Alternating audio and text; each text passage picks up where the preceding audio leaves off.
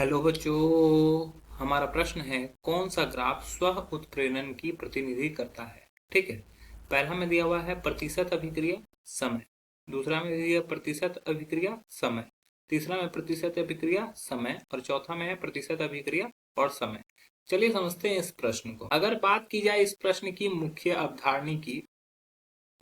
अवधारणा, तो मुख्य अवधारणा में हमें समझना होगा स्व उत्प्रेरण के बारे में।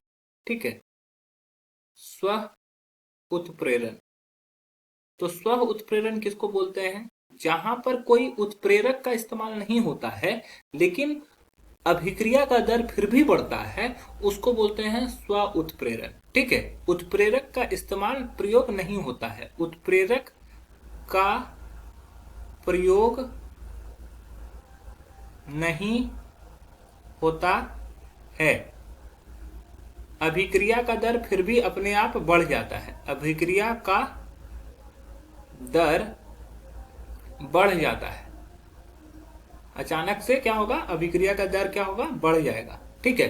तो उस कंडीशन में उसको स्व उत्प्रेरण बोलेंगे। तो अगर देखोगे तो ये देखो, अभिक्रिया समय के साथ कांस्टेंट तरीका से जा रहा है। ठीक है।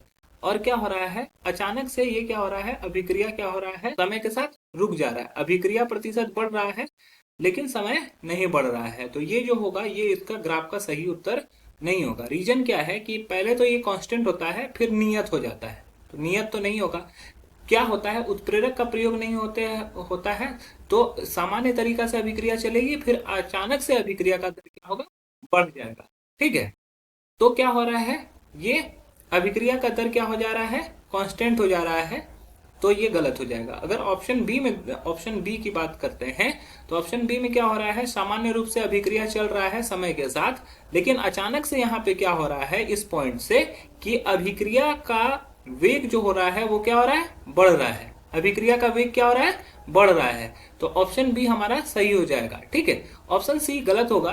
गलत इसलिए होगा कि समय के साथ साथ ये कांस्टेंट तरीका से बढ़ रहा है, कांस्टेंट तरीका से नहीं बढ़ता है। अचानक से अभिक्रिया का दर क्या हो रहा है? बीच में बढ़ जा रहा है, तो ये गलत हो जाएगा।